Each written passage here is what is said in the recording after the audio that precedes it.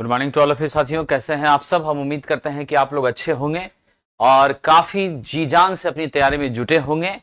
आइए आज हम चर्चा करते हैं आपके बीच बिहार इलेक्ट्रिसिटी बोर्ड के रुक्मिणी प्रकाशन की वॉल्यूम 2 बुक से जो हमारी सेट नंबर 8 है उस पर हम लोग आज चर्चा करने वाले हैं और विशेष रूप से उसके टेक्निकल प्रश्नों पर चर्चा करेंगे। हमारा आज का पहला प्रश्न आपके बीच है।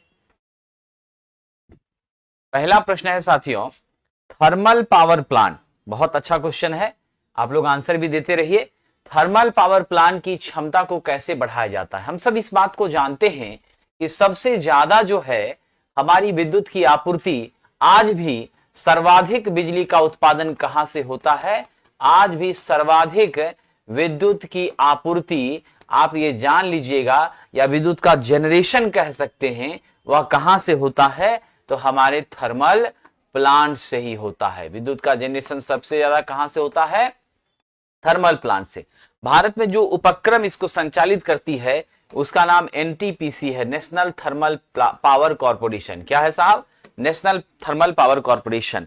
सबसे बड़ा थर्मल पावर प्लांट जो है वो विंध्याचल थर्मल पावर स्टेशन है। क्या है? Vindhyachal super thermal power station है, ठीक है। और ये आपका कहां पर पड़ता है तो ये आपका साहब मध्य प्रदेश के सिंगरौली जिले में पड़ता है। कहां पड़ता है? आपके मध्य प्रदेश के सिंगरौली में साहब जी यह पड़ता है। इसकी क्षमता आप सभी को याद होगी 4760 मेगावाट है। कितनी इसकी क्षमता है? 4760 मेगावाट है। अब गंभीरतापूर्वक जो बात यहां ध्यान देने वाली है कि हमारे इस प्लांट की समान रूप से दक्षता जो है वह 30% के आसपास होती है। आजकल हम लोगों ने नए नए बॉयलर्स का यूज किया है, सुपर क्रिटिकल, सुपर थर्मल, तो हमने अलग अलग तरह के बॉयलर का जो प्रयोग किया है उसे कहीं न कहीं क्या हो गई है साथियों, हमारी दक्षता में वृद्धि हुई है। और निश्चित रूप से आज के समय में भी अगर हम इस्तेमाल करें तो आज भी हम नॉर्मल स्टैंडर्ड में तो 30% ही लेते हैं और 35% तक हम बढ़ाने में कामयाब हो गए हैं। सबसे बड़ी बात याद रखना, इसका ईंधन जो मुख्य रूप से है वह क्या होता है? कोयला होता है। क्या होता है? कोयला होता है। और ये कोयला आपका कैसा ईंधन है साहब? कन्वेंशनल है, नवीकरणीय नहीं है। अनवीकरणीय, इसका पुनर्निर्माण तुरंत में संभव नहीं है।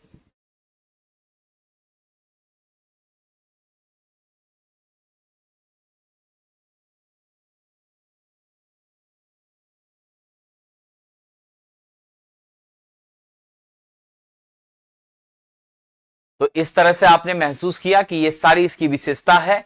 और अल्टीमेटली जो है हमारी ईंधन यहाँ कोयला है जो कि आपकी क्या है साहब? जीवाश्म ईंधन है। लाखों करोड़ों वर्ष इसके तैयार होने में लग जाते हैं। ऐसी स्थिति में आप सब हमेशा याद रखिए, हम लोग अब इसके विकल्प की तरफ बढ़े हैं और हमारा पूरा अब ध्यान किधर चला गया? हमारा ध्यान चला गया अब नॉन कन्वेंशनल स्रोतों की तरफ। तो अल्टीमेटली हमारी सबसे जो सुटेबल आंसर होगी इसकी क्षमता को बढ़ाने के लिए, दक्षता को बढ़ाने के लिए, वह है साहब हाई प्रेशर के स्टीम का इस्तेमाल करके हम क्या करते हैं? टरबाइन के स्पीड को बढ़ा पाते हैं। और टरबाइन की स्पीड जब बढ़ जाती है तो नेचुरली हमारी कहीं ना कहीं आपकी इफिशिएंसी के मान में भी वृद्धि होने की पॉसिबिलिटी बढ़ ही जाती है।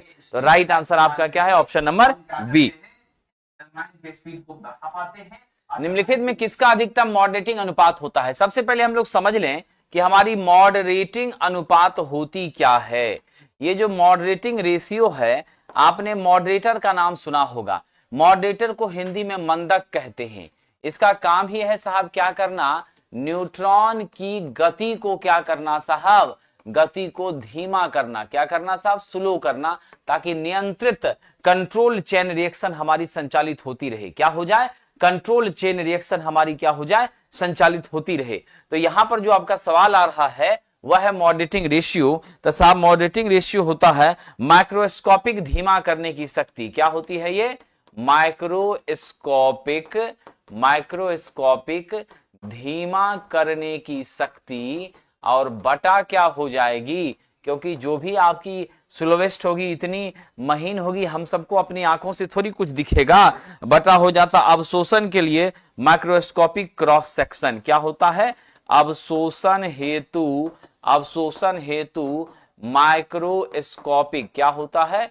अवशोषण हेतु माइक्रोस्कोपिक क्रॉस सेक्शन। आप जानते हैं ना, ये क्रॉस सेक्शन कहीं न कहीं हमारे मटेरियल की साहब जी किसको व्यक्त करता है, उसके निश्चित रूप से उसकी मान को, उसकी मात्रा को व्यक्त करता है। तो माइक्रोस्कोपिक धीमा करने की शक्ति बटा अवशोषण हेतु माइक्रोस्कोपिक क्रॉस सेक्शन।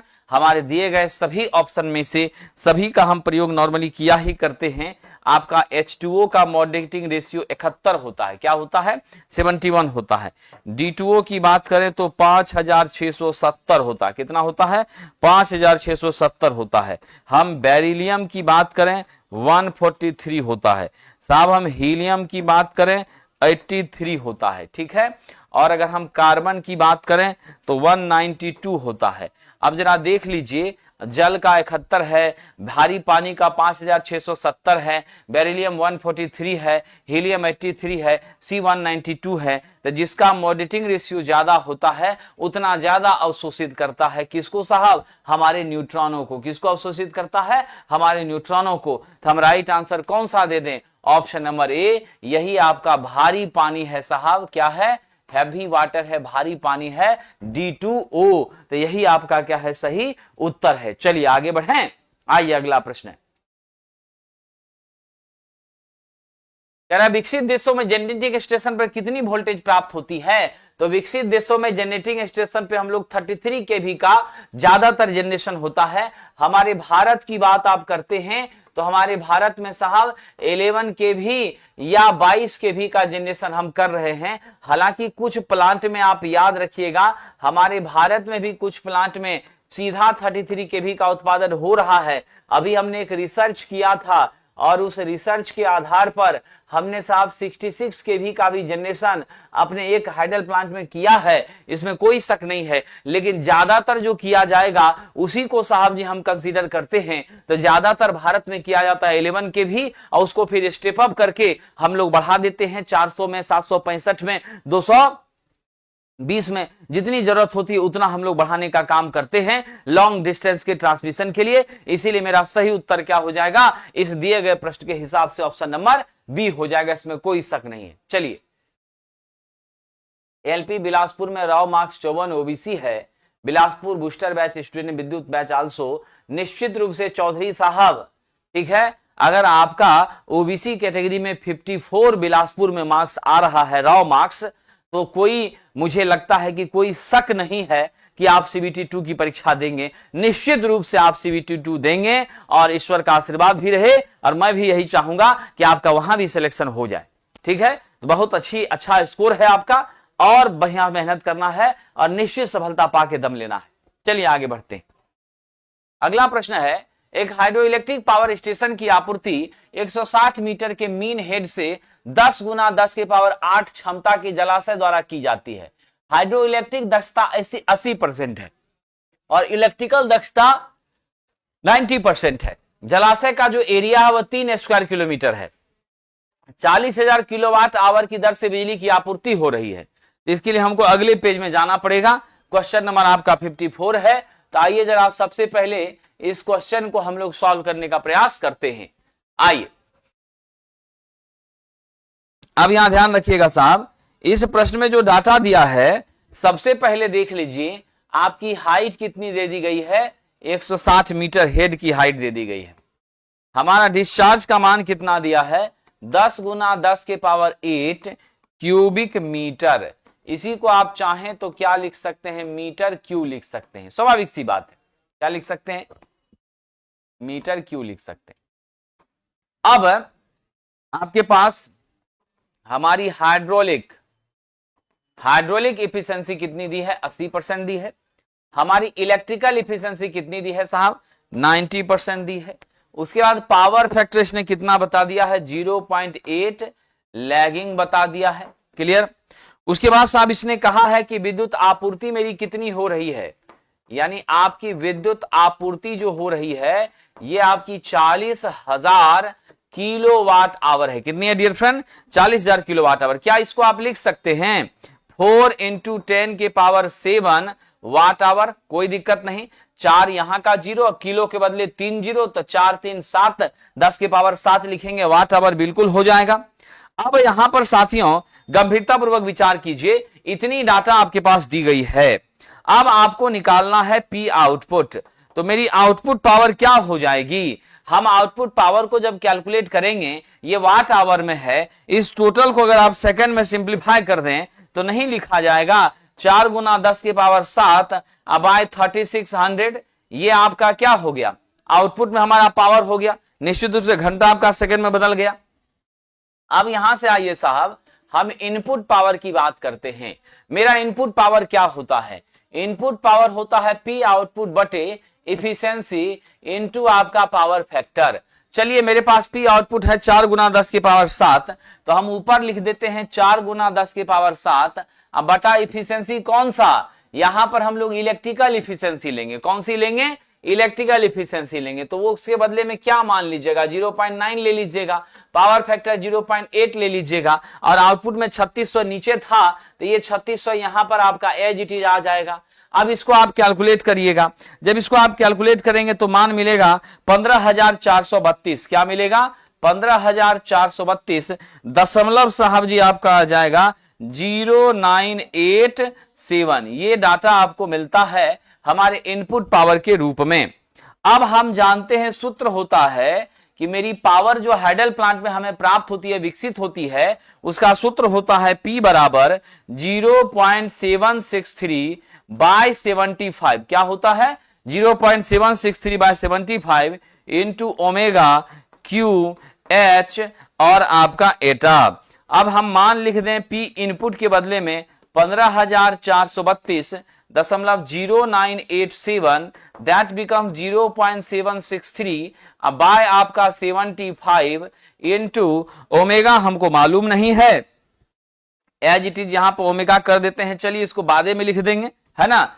क्यू के बदले में क्या दिया है? 10 गुना 10 के पावर 8, तो हमने लिख दिया 10 गुना 10 के पावर 8। एच के बदले क्या दिया है? 160। यहां पर कौन सी दक्षता लेंगे आप? यहां आप हाइड्रोलिक लेंगे। जो हाइड्रोलिक कितना दिया है? 80% दिया है, तो इसके बदले में आप लिख दीजिए 0.8 यहां ओमेगा। अब ओमेगा निकालना आपके लिए बहुत आसान हो गया कि नहीं हो गया? ओमेगा निकालना है तो इस टोटल बटे सारे टर्म को कर दीजिए। जब टोटल बटे सारे टर्म को आप करेंगे तब ऐसी सिचुएशन पर मान क्या आ जाएगा? यानी आप करेंगे 0 मतलब आपका मान हो जाएगा यहां से 15,432.0987 डिवाइडेड बाय हो जाएगा साहब 75 नीचे करिएगा तो 75 ऊपर चला आ जाएगा, डिवाइडेड बाय 10 इंटू 10 के पावर 8 इंटू 160 इंटू 0.8। अब इसको जब हम सॉल्व करते हैं तो 1.1850 गुना आपका हो जाएगा 10 के पावर -5। अब ये तो मेरा आवर में आ रहा है। अब मीटर प्रति सेकंड को आपको चेंज करना है किस में? आवर में करना है, तो 3600 से गुना कर दीजिए। 1.1850 गुना 3600 गुना 10 के पावर -5। अब जब इसको सिंप्लीफाई करते हैं तो मेरा मान कितना आ जाता है? 0.0425 मिली क्या आता है? mH। देख लीजिए साहब हमारा कहां पर हो रहा है? 0.0425 मीटर प्रति आवर हो रहा है। आप सब जानते हैं ना, यदि हम लोगों को क्या करना है, सेकेंड को साहब जी आपका जो मैग्नीट्यूड था वह कैसे था? निश्चित रूप से हम लोगों को यदि आवर को सेकंड में बदलना हो तो हमको 3600 से क्या करना पड़ता है? मल्टीप्लाई करना पड़ता है। तो इस सिचुएशन पर आपने क्या महसूस किया? यानी हमारे पास जो भी डाटा है ये मूल फार्मूला है हमारा। इस फार्मूले के सानिध्य में हम लोगों को क्या कर लेना है? यहां पर साहब सिंप्लीफिकेशन का काम करना है। ठीक है कि नहीं? क्या करना है? सिंप्लीफिकेशन का काम करना है। -5 से ये 2 जीरो कट गया, -3 के बदले मिली ले लिए। अब बाकी आपका क्या हो गया? बाकी 36 गुना 1.1850 किए, 0.0425 मिल गया। मेरी वैल्यू क्या आ गई? ऑप्शन नंबर ध्यान रखिएगा, ऑप्शन नंबर बी। चलिए तो आप सब लोग ये मेन फॉर्मूला को याद रख लेंगे, इसी से आपका काम हो जाना है। आइए, वॉल्यूम 1 वॉल्यूम 2 को कितनी बार बनाना चाहिए? देखिए साथियों ऐसा है वॉल्यूम 1 वॉल्यूम 2 को कम से कम आप 5 टाइम्स जरूर बनाइए। ये मेरा व्यक्तिगत सलाह है आप सभी लोगों को। वॉल्यूम 1 वॉल्यूम 2 को क्या करिए, निश्चित रूप से साहब आप 5 बार जरूर बढ़ाइए और ये आपको बहुत मदद करेगा। आप यकीन मानिए परीक्षा में आपको महसूस होगा कि बिल्कुल हमने तैयारी की है और क्वेश्चन हमसे बन रहा है। चलिए अगला क्वेश्चन हम लोग चलते हैं। आगे बढ़ने से पहले देख लीजिए, जो भी छात्र बूस्टर बैच से जुड़ना चाहते हैं, क्योंकि सभी छात्र ये महसूस कर रहे हैं कि एग्जामिनेशन जो है आपको दिसंबर महीने में तो नहीं होने जा रही है, जनवरी की पूरी पॉसिबिलिटी बन रही है या फरवरी। तो जनवरी अगर हम रखते हैं तब भी आपके पास 25 दिन 30 दिन का समय है। तो अगर आप इस समय में चाहते हैं कि हम एक बार रिवीजन कर लें अच्छे से, तो रिवीजन के लिए थ्योरी, न्यूमेरिकल और वन लाइनर के अप्रोच में हमारी बैच है मात्र 199 रुपए में बूस्टर बैच। इससे आप जुड़कर अपनी तैयारी बेहतर कर सकते हैं। कंप्यूटर में पकड़ बनाना है आपको तो आप बूस्टर बैच कंप्यूटर से जुड़िए, मात्र 99 रुपीज में अवेलेबल है। ये दोनों बैच प्लेटफॉर्म बाय नवीन कुमार सिंह, कहां पर है साहब, प्लेटफॉर्म बाय नवीन कुमार सिंह एप्लीकेशन है, प्ले स्टोर से आप डाउनलोड कर लीजिएगा, वहां मिल जाएगा। और बाकी अगर आप चाहते हैं कि हम 50 टेस्ट के आगे 51 से 60 और 60 से 70 के बीच का टेस्ट दें, तो आपको सेशन 6 और सेशन 7 से जुड़ना पड़ेगा। ये टेस्ट आपको प्राप्त होंगी कहां पर, ये प्राप्त होंगी प्लेटफॉर्म ऑनलाइन टेस्ट ऐप पर। मेरी जितनी भी टेस्ट है वह सारी टेस्ट कहां चलती है, प्लेटफॉर्म ऑनलाइन टेस्ट ऐप पर चलती हैं। ब्रह्मास्त्र टेस्ट से देश की सभी परीक्षाओं के लिए 4000 से ज्यादा टेक्निकल क्वेश्चंस आपको प्राप्त होंगे टेस्ट के फॉर्म में विद डिस्कशन। तो आप टेस्ट के लिए प्लेटफॉर्म ऑनलाइन टेस्ट, कोर्स के लिए प्लेटफॉर्म है नवीन कुमार सिंह एप्लीकेशन को डाउनलोड करिए। किसी भी तरह की इंक्वायरी के लिए 7070177240 पर आप कॉल कर सकते हैं। ठीक है, आइए अगला प्रश्न देखते हैं हमारा क्या है आपके बीच। अगला प्रश्न है, विद्युत ऊर्जा प्रदान करने का प्रभावी तरीका वोल्टेज स्थिरता, उच्च शक्ति गुणक, कम संचरण लॉस को बनाए रखने के लिए फैक्ट्स और एसवीसी जैसी प्रक्रियाओं का, टेक्नोलॉजी का उपयोग किया जाता है। अब आपको कह रहा मिलान कर लीजिए साहब जी, आपके बीच ये ऑप्शन दिया गया है कि हमारा फैक्ट्स क्या होता है। सबसे पहले साहब जी, फैक्ट्स का पूरा नाम होता है, ध्यान रखिएगा, फैक्ट्स का पूरा नाम होता है फ्लेक्सिबल एसी ट्रांसमिशन सिस्टम। तो हम लोग ऑप्शन नंबर ए के साथ मैच कर दिए किसको, फैक्ट्स को। एसवीसी का पूरा नाम होता है स्टैटिक वोल्टेज कंपनसेशन। क्या होता है, स्टैटिक वोल्टेज कंपनसेशन। तो 1 नंबर का ए और 2 का डी देखिए कहां मिल रहा है, ऑप्शन नंबर डी मिल रहा है। यही आपका क्या है, सही उत्तर है। चलिए आगे बढ़ते हैं, आगे बढ़ते हैं। लोड हटाने पर किसी लंबे ट्रांसमिशन लाइन के प्राप्ति छोर का वोल्टेज प्रेषण छोर के वोल्टेज से अधिक हो जाता है। मतलब हमने क्या कर दिया है साहब कि लोड हटाने के बाद मेरा सेंडिंग एंड का वोल्टेज से ज्यादा क्या हो जाता है, रिसीविंग का वोल्टेज हो जाता है। आप भेज रहे हैं कम, अब वहां प्राप्त हो रही है ज्यादा। ये जो सिचुएशन प्राप्त होती है वह किसके कारण होती है, यह आपकी कैपेसिटिव इफेक्ट के कारण होती है, धारिता के विकास के कारण ये चीजें साहब अकर होती हैं। और ये जो है हमारा, इसको हम कहते हैं साहब फेरांटी इफेक्ट। और ये कहां होता है, हाई वोल्टेज ट्रांसमिशन लाइन में होता है। क्या होता है, हाई वोल्टेज ट्रांसमिशन लाइन में होता है। समझ गए, धारिता के एक्सेस होने के कारण ये सिचुएशन पैदा होती है। इसे फेरांटी इफेक्ट के नाम से जाना जाता है साथियों।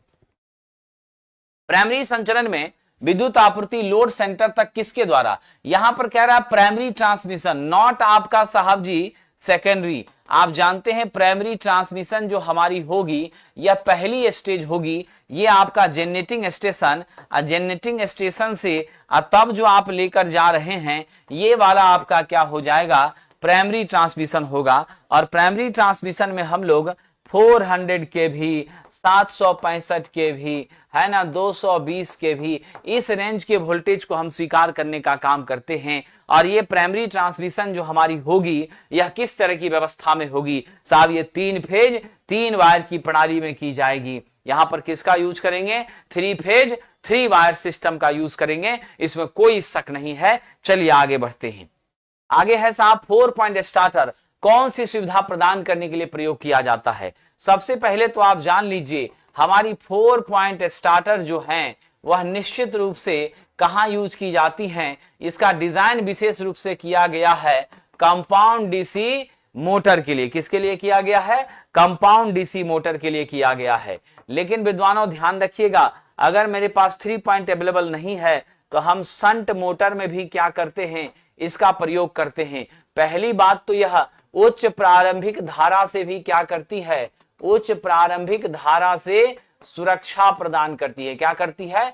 उच्च प्रारंभिक धारा से सुरक्षा प्रदान करती है, ये बात तो है ही। और दूसरी महत्वपूर्ण बात है कि हमारा जो 3 पॉइंट स्टार्टर होता है साथियों, हमारा जो 3 पॉइंट स्टार्टर होता है हम उसका प्रयोग करते हैं डीसी शंट में, हम 2 पॉइंट स्टार्टर का प्रयोग करते हैं डीसी सीरीज में। और यहां सबसे महत्वपूर्ण बात आप ध्यान रखिएगा, ईबी के कम होने पर यह कैसे काम करेगा? जब मेरा बैक ईएमएफ ईबी कम हो जाएगा तो ईबी जब कम होगा तो यह करंट कंट्रोलर के रूप में भी क्या करता है साहब? यह करंट कंट्रोलर के रूप में भी काम करता है। अब यहां पर सबसे महत्वपूर्ण चीज है कि हम यहां कर क्या सकते हैं, तो बिल्कुल ये सब में से कोई नहीं है।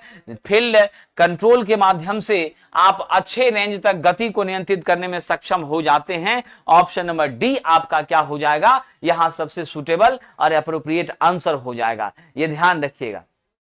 चलिए आगे बढ़ते हैं।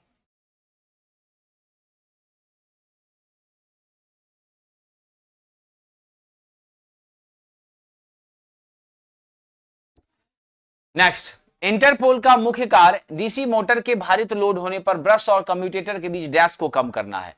आप सब जानते हैं मेरी इंटरपोल मेन पोल के क्या होती हैं? इंटरपोल ये 2 मेन पोल के बीच में यहां लगी होती है। इसकी जो वाइंडिंग है वो आर्मेचर के साथ कैसे जुड़ी होती है? श्रेणी में। ठीक है, इंटरपोल की वाइंडिंग श्रेणी में किसके साथ जुड़ी होती है? आपके आर्मेचर वाइंडिंग के साथ जुड़ी होती हैं। इसका मुख्य काम है साहब आपके आर्मेचर रिएक्शन को क्या करना?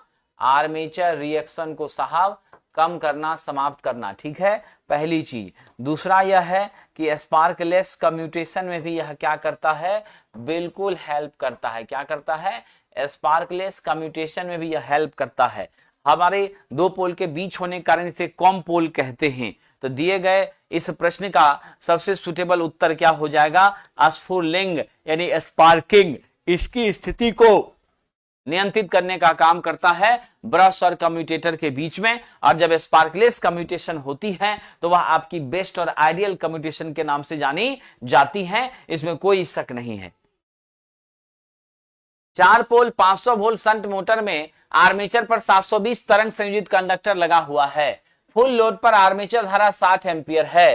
फ्लक्स प्रति पोल 0.03 वेबर है। आर्मेचर का प्रतिरोध 0.2 ओम है। ब्रश का ड्रॉप 1 वोल्ट है। मोटर की फुल स्पीड बताइए। चलिए हम लोगों को चलना पड़ेगा अगले पेज में। आइए 7 नंबर क्वेश्चन हम यहां देखते हैं, मेरे अगले पेज का 7 नंबर क्वेश्चन। अभी 7 नंबर क्वेश्चन में सबसे पहले देख लीजिए डाटा आपके पास क्या दिया हुआ है। मेरे पास पोल की संख्या 4 दे दी गई है। उसके बाद क्या दे दिया है? सप्लाई वोल्टेज आपका 500 वोल्ट दे दिया गया है। कंडक्टर की संख्या 720 दे दी गई है। आपके पास IA जो है वह कितना दे दिया गया है? 60 एम्पियर दिया गया है। फ्लक्स आपका 0.03 वेबर दिया गया है। आपको रेजिस्टेंस आर्मेचर का 0.2 ओम दिया गया है। ब्रश ड्रॉप अगर दे दिया है तो हमको इसको लेके चलना होगा, नहीं देता तो इसको हम छोड़ देते। ठीक है, आपसे पूछ रहा है साहब स्पीड बता दीजिए। अब यहां पर सोचने वाली बात है, हमारी वाइंडिंग कैसी है? तरंग वाइंडिंग है। जब मेरी वाइंडिंग तरंग है तो पैरेलल पाथ A बराबर 2 ही होगा, भले पोल कितना भी क्यों ना हो, क्योंकि जानते हैं तरंग वाइंडिंग किससे स्वतंत्र होती है? तरंग वाइंडिंग आपके पोल की संख्या से स्वतंत्र होती है। अब हम स्पीड के लिए कौन सा फॉर्मूला यूज करें? हम सभी को मालूम है EB बराबर क्या होता है? P phi NZ/60 A होता है कि नहीं होता है? यहां से तो हम N आराम से निकाल सकते हैं। N बराबर क्या हो जाएगा? EB इंटू 60A अब बटा आपका हो जाएगा P phi और आपका Z। यह सूत्र हम क्या करेंगे? यहां से डेवलप किए, इसी का प्रयोग करेंगे। लेकिन अब मेरे पास EB तो है नहीं। अब EB निकालने के लिए हमें क्या करना होगा?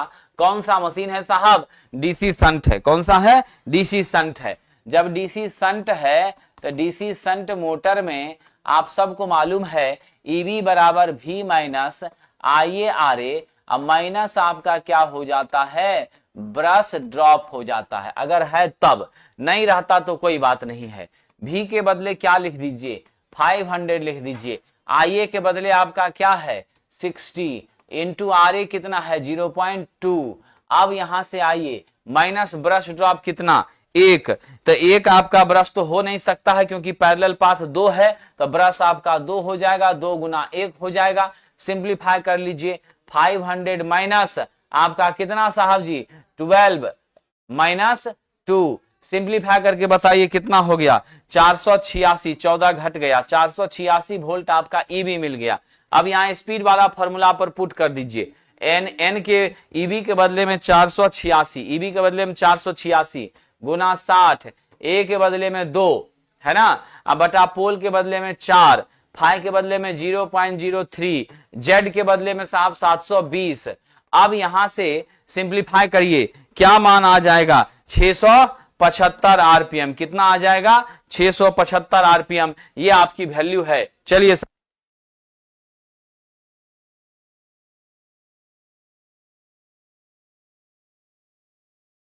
675 आरपीएम आपका मान आ गया। आइए साहब आगे बढ़ते हैं, क्लियर। तो हम लोगों ने देखा हमारे पास एक सूत्र प्रयोग हुआ है ये वाला, और दूसरा हुआ ईबी बराबर भी माइनस IaRa। मेरा आंसर है 675। ऑप्शन नंबर कौन सा मिल रहा है, बी मिल रहा है, टिक लगा दीजिए। आइए अगले प्रश्न की ओर चलते हैं। कह रहा डीसी मोटर में एक परिदृश्य में जो कंडक्टर की लंबाई L दे दी गई है, चुंबकीय क्षेत्र में हमारी ताकत कितनी दे दी गई है, H दे दी गई है, फ्लक्स का घनत्व B दे दिया गया है, करंट I पास कर रही है, बल क्या होगा, F बराबर होता है BIL साइन थीटा। तो हमारा उत्तर देख, F बराबर BIL sine theta, option number B. चलिए साहब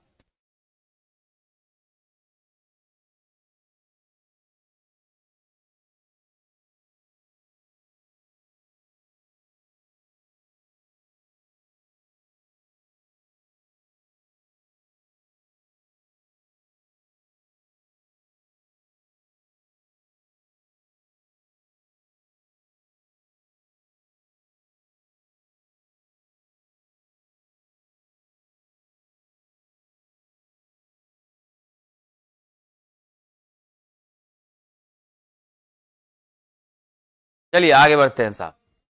1500 आरपीएम की गति पर संचालित 200 वोल्ट डीसी 40 एम्पियर धारा ले रही है, इसका प्रतिरोध क्या है, 0.1 ओम है। अब कह रहा है कि क्षेत्र असंतृप्त है, इसके द्वारा स्टार्टिंग के समय रेटेड बलाघूर्ण प्राप्त किया जाना है, आवश्यक प्रतिरोध की गणना करें। बड़ा अच्छा प्रश्न है, जरा गौर करिएगा साहब। सबसे पहले आपको क्या दे दिया गया है, 1500 आरपीएम पे चल रही है हमारी साहब जी स्पीड है, तो ध्यान दीजिएगा डाटा यहाँ क्या क्या है। आइए इसको भी हम लोगों को फ्रेश पेज में ही करना पड़ेगा, यहाँ पर स्पेस थोड़ा कम है। क्वेश्चन नंबर कौन सा है जी, 62 है। तो आइए क्वेश्चन नंबर 62 पर हम देखते हैं, गंभीरतापूर्वक बात करिएगा। क्वेश्चन नंबर 62, अब ये कह रहा है साहब जी कि हमारे पास आई का मान दे दिया है 40 एम्पियर, ठीक है, वोल्टेज आपका कितना है, 200 वोल्ट है। अब आइए सरकार बहुत ही अच्छी जानकारी आपको देता हूं, आई मतलब आपकी संट धारा। अब जो हमारी साहब जी संट धारा है, इसको आप ISH लिख दीजिए तो आपका कंफ्यूजन बिल्कुल नहीं रहेगा। तो हम चलिए इसको लिख देते हैं ISH। ISH आपका संट धारा हो गया। अब संट धारा जो है उसका मान क्या होता है, संचालित डीसी विभव क्या होता है, ऑपरेटेड डीसी वोल्टेज। अब बटा साहब जी आप इसको लिख सकते हैं आवश्यक प्रतिरोध, क्या लिख सकते हैं, आवश्यक प्रतिरोध, आवश्यक प्रतिरोध, ठीक है। अब प्लस आपका क्या हो जाएगा, प्लस आपका क्या हो जाएगा, असंतृप्त प्रतिरोध, क्या हो जाएगा, असंतृप्त क्षेत्र प्रतिरोध, क्या हो जाएगा, असंतृप्त क्षेत्र प्रतिरोध, ठीक है। आपका ऑप्शन यहां पर आर। अब गौर करिएगा, आवश्यक प्रतिरोध तो चाहिए ही चाहिए, बल्कि असंतृप्त क्षेत्र प्रतिरोध। तो हम यहां लिख सकते हैं मेरा संट धारा कितना दिया है, 40 दिया है, तो हम 40 बराबर ऑपरेटेड वोल्टेज मेरा 200 है और आवश्यक प्रतिरोध मेरे पास आर है, अलग से कितना अनसैचुरेटेड जोड़ा, 0.1 जोड़ा। सिंप्लीफाई करिए साहब, क्या कर सकते हैं आप, यहां से कोना कोनी गुना करिए, आपका मान हो जाएगा R प्लस 0.1 बराबर 200/40। तो 200/40 कर देंगे तो क्या हो जाएगा, निश्चित रूप से हमारा यहां मान आ जाएगा 5। ठीक है, कितना आ जाएगा, एक मिनट 200 बटे हम लोगों को कर देना है 40। ठीक है, हाँ, तो 5 चौका 20, यहां 5 आ गया, मान आपका 5 आ गया। अब R प्लस 0.1 बराबर 5 हो गया, इसलिए R बराबर 5 माइनस 0.1 यानी 4.9 ओम का अतिरिक्त प्रतिरोध हमको जोड़ना पड़ जाएगा। ऑप्शन नंबर क्या है, ए। गौर करिएगा साहब, कह रहा है आपको कितना एडिशनल रेजिस्टेंस जोड़ना पड़ेगा जिससे हमारी टॉर्क यथावत रह जाएगी, तो हमें 4.9 ओम का प्रतिरोध जोड़ना पड़ेगा। यह एक छोटा सा फॉर्मूला, यह आपके माइंड में है तो फिर कोई समस्या नहीं है। चलिए, तो ऑप्शन नंबर कौन सा हो गया, 62 का ऑप्शन ए। 62 का ऑप्शन ए। तो सब क्वेश्चन बनाते जाइएगा, कॉपी में लिखते चलिएगा आप लोग, ठीक है ना। आइए आगे बढ़ते हैं।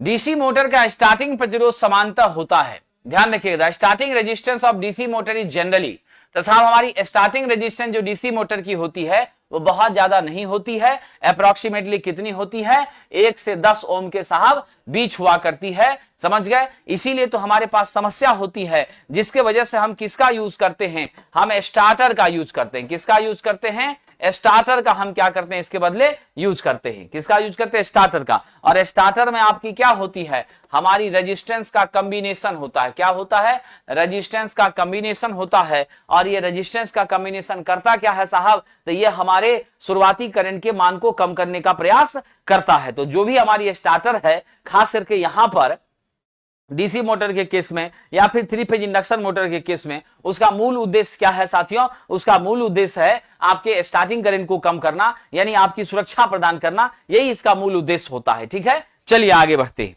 अगला प्रश्न है, ट्रांसफार्मर में निम्नलिखित में कौन सी वाइंडिंग का क्रॉस सेक्शन, तो साहब जी क्रॉस सेक्शन उसी का ज्यादा होगा जो आपकी लो वोल्टेज वाइंडिंग होगी। कौन सी वाइंडिंग होगी, एलवी, क्योंकि एलवी होगी तो आपका निश्चित रूप से मोटा होगा क्या साहब, उसका कंडक्टर, यानी मोटा कंडक्टर होगा, दैट मींस उसकी क्रॉस सेक्शन एरिया बड़ी होगी। क्या होगी, उसकी क्रॉस सेक्शन एरिया अधिक होगी। क्रॉस सेक्शन अधिक होगी तो मेरा साइज भी क्या हो जाएगा, अधिक हो जाएगा, इसमें कोई शक नहीं है। और जो मेरा एचवी होता है, एचवी में हम पतले तार का क्या करेंगे, प्रयोग, और पतला तार होगा, क्रॉस सेक्शन कम होगी, नेचुरली आपका क्या हो जाएगा साथियों, क्रॉस सेक्शन एरिया भी कम हो जाएगी और आपका साइज भी क्या हो जाएगा, कम हो जाएगा। तो आप तुरंत आंसर दे दीजिए, क्रॉस सेक्शन क्षेत्र किसका अधिक होगा, तो सीधे जवाब आपका हो जाएगा लो वोल्टेज वाइंडिंग का। ऑप्शन नंबर बी का क्रॉस सेक्शन क्या हो जाएगा, नेचुरली आपका साहब अधिक हो जाएगा। एसी मशीन में वितरित वाइंडिंग के संदर्भ में कौन सा विकल्प गलत है, साहब जी वितरित वाइंडिंग जो है वह क्या क्या फायदा देती है, आर्मेचर रिएक्शन रिएक्टेंस कम होता है, सही बात है, एकदम परफेक्ट है। चालक के समान वितरण से शीतलन बढ़िया होती है, एकदम सही है। हमारा डिस्ट्रीब्यूटेड होने के कारण हार्मोनिक्स कम होता है। मेरी जो साहब वेवफॉर्म है वह कैसी होती है, साइनोसॉइडल होती है। मेरी जो वेवफॉर्म है कैसी होती है, साइनोसॉइडल होती है। ठीक है, अब यहां पर ये तीनों तो हमें क्या हो रहा है, यह तीनों हमें प्राप्त हो रहा है, यह तीनों हमें क्या हो रहा है, प्राप्त हो रहा है। अब यहां समस्या यह है साथियों कि डिस्टॉर्टिंग हार्मोनिक्स को हम यहां क्या कर सकते हैं, हटा नहीं सकते हैं। यह गलत बात है साहब, हम डिस्टॉर्टिंग हार्मोनिक को हटाने के लिए ही, इसको हटाने के लिए ही क्या यूज करते हैं, तो डिस्ट्रीब्यूटेड वाइंडिंग का प्रयोग करते हैं। क्या करते हैं, डिस्ट्रीब्यूटेड वाइंडिंग का प्रयोग करते हैं। तो मेरा राइट आंसर आपका क्या है, ऑप्शन नंबर डी, जो दिए गए प्रश्न की व्याख्या को गलत बता रहा है, तो इसीलिए ऑप्शन नंबर डी लेके चलेंगे। कह रहा कौन सा नहीं है, सीमा कुमारी जी कह रहा गलत स्टेटमेंट, तो गलत स्टेटमेंट ये है, ये हटाता है, यहां बोल रहा है नहीं हटाता है, इसीलिए ऑप्शन डी मेरा क्या है, गलत है। चलिए आगे बढ़ते हैं साहब।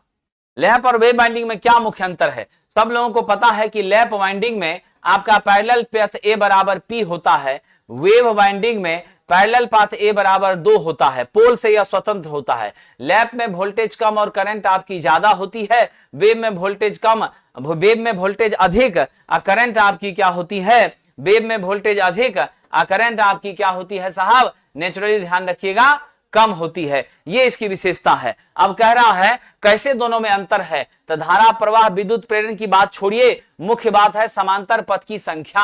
आपने देख लिया लैप में समांतर पथ पोल की संख्या के बराबर है, अब वेव में समांतर पथ जो है सिर्फ किसके बराबर है, 2 के बराबर है। ऑप्शन ए को लेकर हम आगे बढ़ जाएंगे। अगला प्रश्न सरकार कह रहा शुद्ध रजिस्टिव भार में सिंगल फेज का फुल कन्वर्टर है, क्या है, प्योर रजिस्टिव आपने क्या दे दिया है, प्योर रजिस्टिव आपने लोड दे दिया है। अब प्योर रजिस्टिव लोड की स्थिति में आपका जो विलंब कोण है, डिले एंगल है अल्फा, वह किसके किसके बीच वेरी करेगा, खास करके कहां पर, जब आउटपुट वोल्टेज आपको प्राप्त हो रहा है। और कैसा इन्वर्टर है साहब, सिंगल फेज फुल कन्वर्टर है, क्या है, single phase full wave converter है। जब single phase full wave converter की तरफ आप चल जाइएगा तो वहां पर आप जानते हैं ना 0 से लेके π/2 के बीच आपका विलंब कोण रहेगा, यानी स्पष्ट सी बात है कहां रहेगा, 0 से लेके π/2 के बीच रहेगा। और मेरी वैल्यू वोल्टेज की 2Vm/π से लेके 0 के बीच आएगी, 0 से π/2 के बीच मात्र आपका कंडक्शन होगा। तो राइट आंसर हम डी के साथ आगे बढ़ जाएंगे, इसमें कोई शक नहीं, क्योंकि सिंगल फेज की बात अगर हो रही है तो आप सब जानते हैं अगर हम यहां से 0 से π से फिर चलें तो 0 से π जस्ट रिवर्स होता है, एवरेज वैल्यू आपका क्या दे देता है, 0 दे देता है, ठीक है कि नहीं। ये जो 2Vm/π ये देख रहे हैं, ये क्या है हमारा 2Vm/π या 2Im/π, ये मेरा कौन सा वैल्यू, एवरेज वैल्यू है। कौन सा वैल्यू है, एवरेज वैल्यू है, डीसी वैल्यू है, जो हमको आउटपुट में साफ प्राप्त हो रहा है। हम किसके साथ जाएंगे, ऑप्शन डी के साथ जाएंगे। ध्यान रखिएगा, सबको याद होना चाहिए कि कन्वर्टर का काम ही होता है एसी को किसमें बदलना सरकार, डीसी में बदलना। जरूरत पड़ने पर डीसी से कहां जाए, एसी को भी प्राप्त किया जा सकता है। आइए आगे बढ़ते। यदि एक सिंक्रोनस मोटर चालू होती है लेकिन पूर्ण टॉर्क विकसित नहीं कर पाती है तो इसका संभावित कारण क्या हो सकता है। साहब जी सिंक्रोनस मोटर आपकी चालू हो रही, अच्छी बात है, लेकिन जो हमारा टॉर्क है वह एकदम डेवलप नहीं कर पा रही है। क्या हो सकता है, हो सकता है एक्साइटेशन वोल्टेज बहुत कम हो सकता है फील्ड वाइंडिंग रिवर्स हो सकता है कहीं शॉर्ट या ओपन कर गया हो। उपरोक्त में से कोई भी एक समस्या अगर है तो आप यकीन मान लीजिए कि मेरा सिंक्रोनस मशीन संचालित नहीं होगा और निश्चित रूप से यह टॉर्क को विकसित करने में सक्षम नहीं होगा। और ऐसे भी आप जानते हैं कि यह मशीन सेल्फ स्टार्टिंग होती नहीं है, बहुत इस मशीन को चलाने के लिए कई तरह की व्यवस्थाएं करनी पड़ती है, डबल एक्साइटेशन देना पड़ता है, पोनी मीटर का यूज करना पड़ता है, हंटिंग आपको डैम्पर बार का यूज करना पड़ता है कि नहीं। उसके बाद जाकर के फिर यह स्टार्ट होने की इच्छा जताती है, तो इतना इसके साथ लोचा है, लफड़ा है, उसके बाद ये चलती है। अब थोड़ा भी कुछ गड़बड़ी हो जाएगा तो आप सोच ही नहीं सकते हैं काम करेगा, इसीलिए हमारा क्या हो जाएगा, उपरोक्त में से कोई भी एक समस्या आएगी तो ये आपका काम नहीं करेगा। कह रहा साहब सिंगल है, कह रहा है कि लघु संचरण लाइन पर फेज फॉल्ट के लिए डैश टाइप का, तो सब लोगों को याद है, मैंने कई बार चर्चा किया है साहब जी। अगर शॉर्ट ट्रांसमिशन लाइन होती है तो फटाफट जवाब दीजिए, आपके कमेंट का इंतजार है, जल्दी बताइए, आप सबके कमेंट का इंतजार है। तो क्वेश्चन इज वेरी इंटरेस्टिंग, साहब याद रखना, अगर मेरी शॉर्ट ट्रांसमिशन लाइन होती है तो कौन सा शॉर्ट ट्रांसमिशन लाइन होती है तो कौन सा रिले, मेरा मीडियम ट्रांसमिशन लाइन होती है तो कौन सा रिले, और साहब आपका लॉन्ग ट्रांसमिशन लाइन होती है तो कौन सा रिले। मैं बता रहा हूं लॉन्ग के लिए महो रिले, ठीक है। मीडियम के लिए आप लोग बताइए, मीडियम के लिए साहब इम्पीडेंस रिले, और शॉर्ट के लिए मेरा क्या है, जल्दी बताइए, शॉर्ट के लिए रिएक्टेंस प्रतिघात, एकदम सही कहा है साहब। मीडियम के लिए इंपीडेंस, शॉर्ट के लिए रिएक्टेंस, चलिए बिल्कुल सही कहा, लॉन्ग के लिए महो। लड्डू गोपाल जी का भी आगमन हुआ है, तो मेरा राइट आंसर क्या हो जाएगा, रिएक्टेंस रिले, है ना, रिलक्टेंस नहीं, रिएक्टेंस। ऑप्शन नंबर डी, प्रतिघात टाइप का जो है वो शॉर्ट ट्रांसमिशन लाइन के लिए लिया जाता है। चलिए नीचे दिए गए विकल्प में स्किन इफेक्ट की घटना किसमें होती है। स्किन इफेक्ट की घटना जो होती है वो साहब जी कहां होती है, चालक धातु में होती है, कंडक्टिंग मेटल में होती है, और खास करके जब आप एसी सप्लाई दे रहे होते हैं तब जाके होती है। एग्जाम्पल के तौर पर हमारा साहब यहां पर यह स्टील है, क्या है बीच में, स्टील है, और चारों ओर जो आपने यहाँ एल्युमिनियम लगाया है, क्या लगाया है, एल्युमिनियम लगाया है, यह एल्युमिनियम का कंडक्टर जो आपने लगाया है, मेरे एसी की यह टेंडेंसी रहा करती है साहब, वो बाहर के सेक्शन में क्या करती है, वो बाहर के सेक्शन में क्या करती है, सिर्फ आपके इस आउटर हिस्से के कंडक्टर में ही धारा का संचरण करती है, जिसके वजह से non uniform distribution of current होता है। और ये non uniform distribution of current skin effect के लिए क्या होता है, जिम्मेवार होता है। आप राइट आंसर कौन सा दे दीजिएगा, ऑप्शन नंबर सी हो जाएगा कि मेटल कंडक्टर में ये परेशानी हमें झेलनी पड़ती है सरकार। चलिए आगे बढ़ें, आइए अगला प्रश्न आगे है साहब जी। एक 3 फेज 400 वोल्ट 50 हर्ट्ज 4 पोल सिंक्रोनस मोटर में 14 इलेक्ट्रिकल डिग्री के लोड के समकक्ष मैकेनिकल डिग्री का एंगल क्या हो जाएगा। थीटा इलेक्ट्रिकल आपका 14 दे दिया है, पोल आपके पास 4 दे दिया है, आपसे थीटा मैकेनिकल पूछ रहा है। साहब हम जानते हैं थीटा मैकेनिकल इक्वल टू क्या हो जाता है, क्या होता है सूत्र सरकार, theta mechanical to what will be the value, theta mechanical हो जाता है, आप साथियों याद रखिएगा 2 थीटा इलेक्ट्रिकल बटा पी, यानी स्पष्ट हो गया 2/4 गुना थीटा इलेक्ट्रिकल 14, यानी 2 से कट गया 7 डिग्री मैकेनिकल हो जाएगी। ऑप्शन नंबर आपका क्या हो गया, डी हो गया। इंटरेस्टिंग क्वेश्चन है, एग्जाम में आने की पूरी पॉसिबिलिटी बनती है ऐसे प्रश्नों की। ऑप्शन नंबर आपका क्या हो गया साहब, डी हो गया। चलिए हम अगले प्रश्न की ओर चलते हैं युवा साथियों। हमारा अगला प्रश्न देखिए कितना मजेदार होने वाला है। अगला क्वेश्चन कह रहा है सप्लाई लाइन के आर पार कैपेसिटर लगाया जाता है साहब। हमारी कैपेसिटर का मूल उद्देश्य होता है, यह क्या करती है, लीडिंग करंट प्रदान करने का काम करती है। क्या करती है साहब, लीडिंग करंट प्रदान करने का काम करती है। और ये जो लीडिंग करंट प्रदान करती है वह साहब जी किस लिए, लीडिंग करंट होने से क्या होता है, लीडिंग करने से मेरा पावर फैक्टर क्या होता है साहब, इंप्रूव हो जाता है। मेरा पावर फैक्टर क्या हो जाता है, इंप्रूव हो जाता था। हम कौन सा उत्तर लेकर आगे बढ़े, जल्दी बताइएगा। हम उत्तर लेकर आगे बढ़े शक्ति गुणांक को बढ़ाने के लिए, पावर फैक्टर को बढ़ाने के लिए हम इसका प्रयोग करते हैं। यह स्टैटिक कैपेसिटर मेथड है साथियों, इसमें कोई शक नहीं है। और आप सबको मालूम है मेरी पावर फैक्टर क्या है, मैंने कई बार बताया है, यह रेजिस्टेंस बाय इंपीडेंस का रेशियो होती है। ये आपकी कोसाइन एंगल होती है, किसके बीच साहब, V एंड I के बीच होती है साहब। यह किलोवाट बाय kVA की क्या होती है, रेटिंग होती है। ये सारी चीजें आप याद रखना। पहला है रेजिस्टेंस बाय इंपीडेंस, दूसरा है कोसाइन एंगल वोल्टेज और करंट के बीच का, तीसरा है किलोवाट बाय kVA रेटिंग के बराबर होती है। समझ गए, तो ये है हमारा पावर फैक्टर और मैक्सिमम वैल्यू इसका कितना हो सकता है, 1 हो सकता है। असिस्टेंट लोको पायलट की तैयारी के लिए अपना जी जान झोंकने वाले युवा साथियों, आप सबको मैं बता दूं, अगर आप electronic mechanic radio TV electronic engineering से बीटेक डिप्लोमा है तो आपको ट्रेड के 75 क्वेश्चन के लिए यही पढ़ना होगा। और इसकी हमारी टारगेट बैच आरंभ हो गई है प्लेटफॉर्म पर नवीन कुमार सिंह एप्लीकेशन पर, जो मात्र 499 रुपए में उपलब्ध हो रही है साहब। और अगर आप इलेक्ट्रिकल इंजीनियरिंग से बीटेक डिप्लोमा है, ITI electrician, wireman, instrument mechanic, armature winder है, तो आप सभी के लिए हमारी स्पेशल आपकी एलपी के ट्रेड की बैच आरंभ हुई है, जिसमें हम रुक्मिणी प्रकाशन की इस बुक को कंप्लीट फॉलो करने वाले हैं। तो साथियों यह बैच आपकी संचालित हो रही है प्लेटफॉर्म बाय नवीन कुमार सिंह एप्लीकेशन पर। और अगर बेसिक साइंस इंजीनियरिंग ड्राइंग की बुक हमारी रुक्मिणी की, उसको फॉलो करते हुए हमारी नई बैच संचालित हो रही है स्वर्णरथ, जिसमें हम बेसिक साइंस इंजीनियरिंग ड्राइंग को डिटेल में पढ़ाएंगे। और उसके क्वेश्चन के लिए साहब 2100 इंपोर्टेंट क्वेश्चन के लिए प्रैक्टिस के लिए हमारा वंदे भारत बैच है। ये सभी बैच अवेलेबल है प्लेटफॉर्म बाय नवीन कुमार सिंह एप्लीकेशन पर, जिसके संबंधित जानकारी के लिए 7070177240 पर आप कॉल करके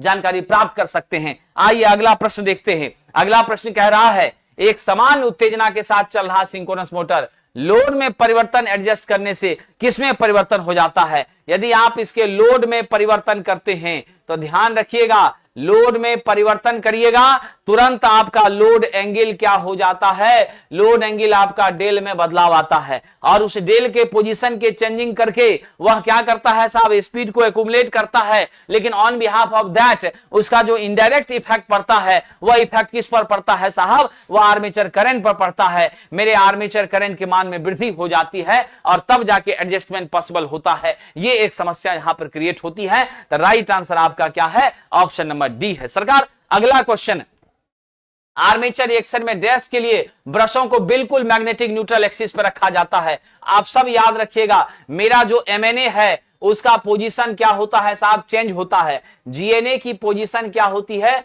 फिक्स होती है। एमएनए का पूरा नाम होता है मैग्नेटिक न्यूट्रल एक्सिस। क्या होता है विद्वानों? इसका पूरा नाम होता है मैग्नेटिक न्यूट्रल एक्सिस। और यह जो एमएनए है हमारा, वह एमएनए क्या होता है साहब? यह एमएनए के पोजीशन के हिसाब से अगर हम अपने ब्रश के पोजीशन को शिफ्ट करते हैं तो आप याद रखिएगा मेरी स्पार्किंग भी क्या होती है? नहीं होती है। और मेरे आर्मेचर रिएक्शन में क्या होती है साहब? कमी आती है। तो राइट आंसर क्या दे दीजिएगा? आर्मेचर प्रतिक्रिया को कम करने के लिए। क्या करने के लिए? आर्मेचर प्रतिक्रिया को कम करने के लिए हम ऑलवेज ब्रश को कहां शिफ्ट करते हैं? एमएनए के सापेक्ष शिफ्ट करते हैं। As per the position of MNA changes we must change the position of carbon brushes that are associated with the commutator. जो कम्यूटेटर के साथ हमारी जुड़ी होती है। The work function of carbon brush is to collect the shortest smallest current that are converted in DC with the help of commutator। Commutator के माध्यम से जो डीसी में बदल रहा है मेरी करंट, उस करंट को कलेक्ट करना, उसको एकत्रित करने का काम कौन करता है सरकार? आपका कार्बन ब्रश करता है। इसके लिए हम इसका इस्तेमाल करने का काम करते हैं। चलिए आगे बढ़ते हैं साहब। अगला प्रश्न देख लीजिए। कह रहा जल विद्युत अल्टरनेटर की तुलना में टर्बो अल्टरनेटर के रोटर का व्यास होता है। साहब टर्बो की बात जैसे ही कर लीजिएगा तो टर्बो जो होता है वह आपका निश्चित रूप से नॉन साइलिएंट, क्या होता है सरकार? नॉन साइलिएंट रोटर होता है। नॉन साइलिएंट रोटर को ही हम सिलिंड्रिकल रोटर के नाम से भी जानते हैं। इसी को किस नाम से जानते हैं सरकार? सिलिंड्रिकल रोटर के नाम से जानते हैं। सभी लोगों को पता है इसका एक्सियल लेंथ क्या होता है साहब? इसका एक्सियल लेंथ ज्यादा होता है, अधिक होता है। और तो और याद रखिएगा इसकी साहब जी व्यास क्या होती है? डायमीटर क्या होती है? इसकी व्यास कम होती है। इसीलिए इसमें साहब स्पीड आपका क्या हो जाता है? उच्च हो जाता है। 1500 से 3000 आरपीएम तक की स्थिति को हम प्राप्त करने में सक्षम हो जाते हैं। यानी राइट आंसर हो जाएगा उच्च घूर्णन गति जो है उसको प्राप्त करने के लिए आप किसका प्रयोग करते हैं साहब? सिलिंड्रिकल का प्रयोग करते हैं। सिलिंड्रिकल का प्रयोग करते हैं, इसमें कोई शक नहीं है। चलिए इसमें कोई उथला हुआ भाग नहीं रहता है। अगला प्रश्न विद्यार्थी, अगला प्रश्न है पावर फैक्टर सुधारने की विधि है साहब। स्टैटिक कैपेसिटर का यूज करके भी बढ़ाते हैं, सिंक्रोनस कंडेंसर का यूज करके भी बढ़ाते हैं। आप सबको मालूम है आपका नो लोड पर क्या है साहब? नो लोड पर ओवर एक्साइटेड क्या होगा साहब? नो लोड पर ओवर एक्साइटेड हमारी सिंक्रोनस मोटर क्या है? Over excited synchronous motor. यह आपकी क्या होती है? सिंक्रोनस कंडेंसर के रूप में काम करती है, जिसका काम ही है साहब हमारे पावर फैक्टर को इंप्रूव करना और बशर्ते यह हमारी वोल्टेज रेगुलेशन को भी ठीक करने में मदद करती हैं, उसमें भी सुधार लाती हैं। मेरा साहब फेज एडवांसर, इसका भी प्रयोग हम उच्च मान के हाई एचपी के इंडक्शन मोटर में किया करते हैं। 3 फेज इंडक्शन मोटर में पीएफ को सुधारने के लिए। यानी सारा का सारा आपका सही है। ऑप्शन नंबर डी के साथ हम आगे बढ़ेंगे। All are correct for the purpose of improvement of power factor in this question dear friend. Okay चलिए आगे बढ़ते हैं। अगला प्रश्न देखते हैं। अगला कह रहा है कि अल्टरनेटर का वोल्टेज रेगुलेशन कम होता है जब लोड सर्किट में क्या हो जाए साहब? हमारा वीआर कम हो जाएगा। यानी वीआर कम हो जाए, मेरा वीआर नेगेटिव हो जाए तो यह बिल्कुल क्या माना जाता है? उत्तम माना जाता है। The magnitude of voltage regulation will be lesser, that is considered as better and excellent voltage regulation for the purpose of our electrical operators. ऐसी परिस्थिति में साथियों आप ध्यान रखिएगा कि यदि मेरा वोल्टेज रेगुलेशन आपका क्या हो रहा है? उत्तम हो रहा है, मिनिमम हो रहा है, तो कहीं न कहीं इसके पीछे क्या कारण होगा साहब? जल्दी बताइए। हमारे पावर फैक्टर के मान में क्या हो जाएगी? जब वोल्टेज रेगुलेशन आपका नेचुरली घट रहा है तो अब यहां पर मेरी पावर फैक्टर की मान क्या हो जाएगी? निश्चित रूप से साहब इंप्रूव करती चली जाएगी। लेकिन अगर यहां यह क्लियर कर देता कि ऋणात्मक हो रहा है, ऋणात्मक यदि क्लियर कर देता तो ऐसे केस में तो हम नेचुरली क्या ले लेते? लीडिंग पावर फैक्टर के साथ आगे बढ़ते, क्योंकि मेरा ऋणात्मक वोल्टेज रेगुलेशन जो मिलता है वह सिर्फ कहां मिलता है साहब? लीडिंग पर मिलता है। कहां पर मिलता है? लीडिंग पर मिलता है। इसमें कोई शक नहीं है। अब आपकी जो सिचुएशन है पुअर वोल्टेज रेगुलेशन, यदि हम पुअर वोल्टेज रेगुलेशन कहें तो पुअर का मतलब घटिया।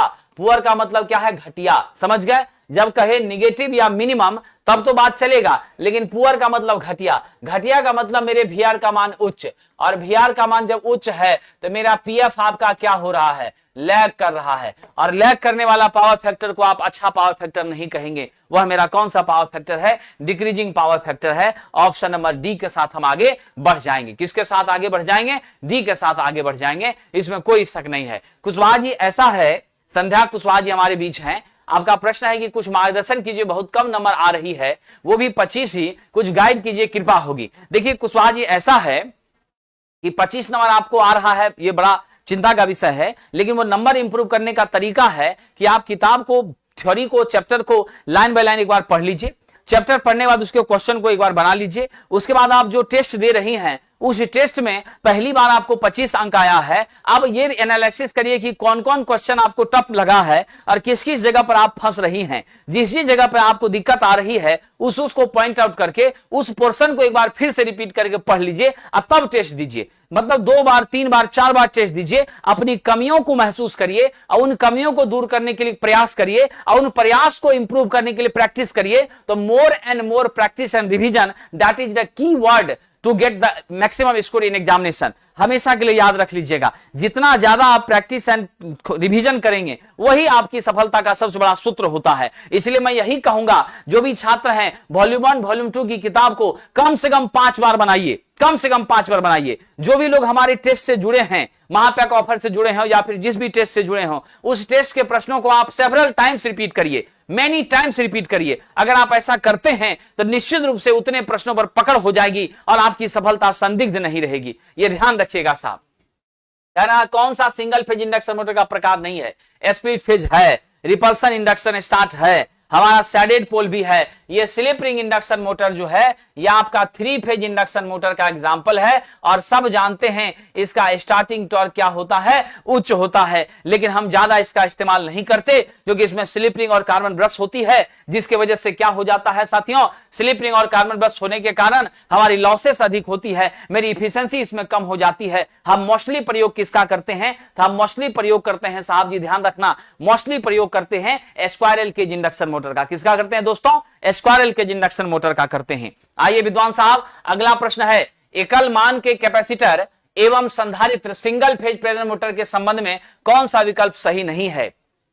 एक ही कैपेसिटर लगा करके तब आप क्या कर रहे हैं, इसका उपयोग कर रहे हैं। जब आप सिंगल कैपेसिटर लगा के इसका उपयोग कर रहे हैं तो मेरा यह जो मशीन है यह आपका क्या हो जाएगा, मेरा यह जो मशीन है निश्चित रूप से आप ध्यान रखेंगे, इस मशीन की जो खासियत है वह कहीं न कहीं यह होगी कि इसका स्टार्टिंग टॉर्क निश्चित रूप से जब आप क्या कर रहे हैं, नहीं है का मतलब एक ही कैपेसिटर लगाए हैं और आप सोचिएगा कि हम 3 फेज इंडक्शन मोटर की तरह इसको ओवरलोड करके चला सकें, यह संभव नहीं है। यह बात जरूर है कि स्प्लिट फेज से थोड़ा टॉर्क इसका बढ़ता है, लेकिन साहब हैवी लोड पर यह चालू हो जाए यह संभव नहीं है, ऐसा एकदम नहीं हो सकता है।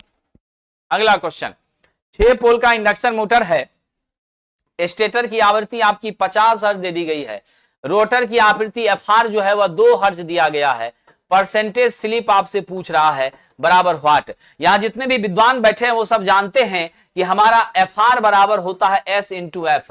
अगर यहां से एस निकालना है तो एफआर बटे क्या कर देंगे, एफ कर देंगे। अब एफआर का मान जो है साहब वो 2 दिया हुआ है, एफ मेरा क्या है 50 है। जरा सा हल करके बताइए विद्वानों, 0.04 इंटू 100 दैट मींस बिकम्स कितना, 0.04 into 100। After getting we get the magnitude 4%। मेरा सही उत्तर क्या हो जाएगा साहब, ऑप्शन नंबर सी हो जाएगा 4%। बिल्कुल सही जवाब है, क्या हो जाएगा 4%। आइए साहब जी देखिए चौबे साहब, क्या होता है ना, कारज धीरे होता है काहे होता धीर, समय पाए तरवर फले केतक सींचे नीर। आपके बीच जब वॉल्यूम 2 में लेकर आया हूं, अब वॉल्यूम 2 का 8वां टेस्ट आज कर रहा हूं, 20 पूरा होने दीजिए, उसके बाद आपकी आज्ञा का पालन सेवक करेगा और आपकी सेवा में वॉल्यूम 1 लेकर भी उपस्थित होगा, ठीक है कि नहीं। लेकिन पहले जो मिल रहा है उसको स्वीकार कर लीजिए, फिर जो नहीं मिला है उस पर भी हम काम ना करें। हमारी ये मनसा होती है, जो मिल रहा है उसको एक्सेप्ट नहीं करते, जो नहीं मिला है उसके लिए हम लालायित होते हैं। इसीलिए याद रखना साहब, अपने घर के बड़े बुजुर्गों का सम्मान देना सीखिए। दुनिया वाले तो सिर्फ फेसबुक पर और सोशल मीडिया पर होते हैं, वह आपके जीवन में कभी काम नहीं आने वाले हैं। मेरे कहने का तात्पर्य यही है कि जो मिल रहा है उसका सम्मान करिए, उस पर पकड़ मजबूत करिए, समय आएगा तो फिर जो नहीं मिला है वह भी मिल जाएगा, ठीक है। लालसा में वर्तमान को खराब कभी मत करिए, जो वर्तमान बनाता है उसी का भविष्य भी मजबूत होता है। आइए आगे बढ़ते हैं साहब। 3 फेज के पिंजरी प्रेरण मोटर की गति नियंत्रण किस विधि से की जाती है? तो साहब जी आपके पास जो प्रश्न है वह है साहब स्पाइरल केज इंडक्शन मोटर की स्पीड का नियंत्रण कैसे करते हैं। तो हम इसके स्पीड का नियंत्रण साहब जी पोल चेंजिंग मेथड से भी कर सकते थे, लेकिन यहां पर क्या दे दिया है, पल्स विथ मॉड्यूलेशन मेरे पास दिया है, तो हम पीडब्ल्यूएम टेक्निक के साथ ही आगे बढ़ जाएंगे। ठीक है, मेरे पास पोल चेंजिंग मेथड यहां लिया नहीं गया है। ठीक है, वोल्टेज कंपनसेशन यानी सप्लाई वोल्टेज का नियंत्रण वो हमारे पास है नहीं, तो हम यहां पर क्या ले लेंगे, पल्स विथ मॉड्यूलेशन। एक बार तो असिस्टेंट लोको पायलट में पूछा भी गया था, क्या है साहब, एक बार असिस्टेंट लोको पायलट में पूछा भी गया था, यह पूछा गया था, ठीक है कि नहीं, कि पीडब्ल्यूएम का पूरा नाम क्या है, तो आप जवाब दे दीजिएगा क्या नाम है उसका, पल्स विड्थ मॉड्यूलेशन। कह रहा 3 फेज मोटर 1200 आरपीएम पे घूम रही है, 50 हर्ट्ज उसकी फ्रीक्वेंसी है, एफ का मान 50 हर्ट्ज है, और मेरी साहब जी स्पीड कितनी है, ये स्पीड मेरी 1200 आरपीएम है। नॉर्मली आपसे पूछ रहा है पोल की संख्या, आप सबको याद है NS बराबर 120 F/P होता है। साहब यहां से हम P निकालना चाहें तो 120 F/NS हो जाएगा, तो 120 गुना 50 बाय हम 1200 कर दें, दैट बिकम्स हाउ मच, बताइए जल्दी कितना हो रहा है साहब, 6000 बाय आपका 1200, आपका 5 हो रहा है। 5 कभी भी पोल हो सकता है, नहीं हो सकता है, ये तो पॉसिबल ही नहीं है कि नहीं, 5 पोल तो हो ही नहीं सकता, या तो 4 होगा, या तो 6 होगा, या तो 8 होगा, है कि नहीं, या तो क्या होगा 4 होगा, 6 होगा, या नहीं तो 8 होगा। तो ऐसी परिस्थिति में हमारा उत्तर तो सी नंबर आ रहा है, लेकिन यह एक्सेप्टेबल आंसर नहीं है। हमारा एक्सेप्टेबल आंसर क्या है साहब, या तो हम 4 ले लेंगे, या नहीं तो हम 6 ले लेंगे, यही मेरी सिचुएशन हो सकती है। अगर 1200 आरपीएम हमारी रोटर की स्पीड एनआर होगी, क्या होगी, रोटर की स्पीड एनआर होगी, तो ऐसी स्थिति में मेरा एनएस जो है वह नेचुरली आपका क्या होगा,